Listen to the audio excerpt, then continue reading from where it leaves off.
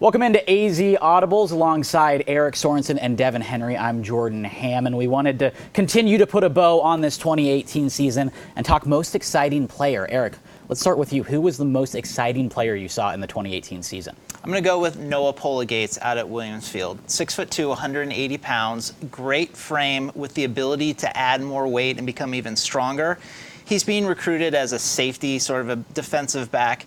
And what's interesting about him is I did a feature on him, guys, early in his junior year against Deer Valley. And in that game, he had a long touchdown reception. The next time I saw him, fast forward to this past fall against Cactus Shadows, flip it over the defensive side, he had an interception and he returned a kickoff for a touchdown.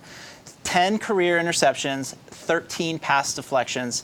He, by far, is one of the most explosive playmakers and one of the best athletes I saw this past fall. Keeping it with explosive playmakers in 5A, I'm going to go Jake Smith. I mean, it's really hard to trump a National Gatorade Player of the Year. First time that's happened in Arizona. And I looked deeper into his numbers. This past year, he had close to 2,400 all-purpose yards. He had 175 touches this year, 39 touchdowns. Wow. That's a 22% touchdown rate.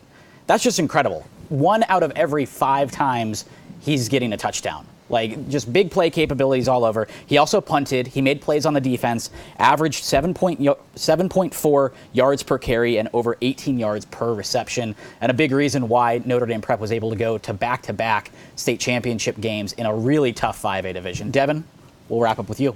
I'm going to move up to the 6A a little bit. Someone who I saw a lot with my West Side bias. Over with the Liberty Lions, Jack Kinch, a senior. Kind of an under-recruited guy, especially with 2 Cal teammates being there. So they got a little bit of exposure, but he is so big and he ran over defenses all year long.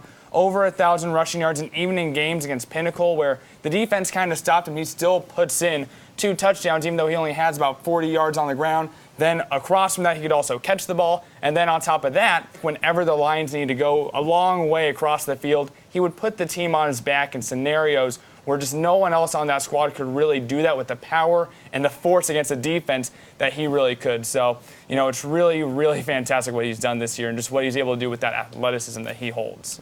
We have no shortage of options for great playmakers here in this state. Make sure to keep it on AZ Audibles each and every week on Sports 360 AZ.